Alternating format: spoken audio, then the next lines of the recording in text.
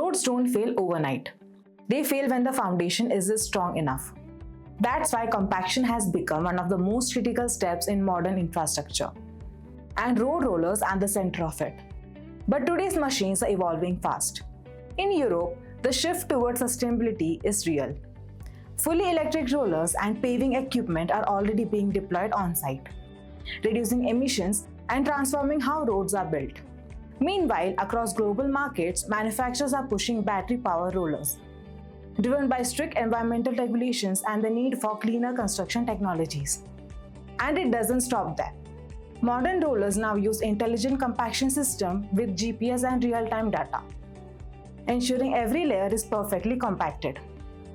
Road rollers are evolving into smarter, cleaner machines built for the next generation of infrastructure.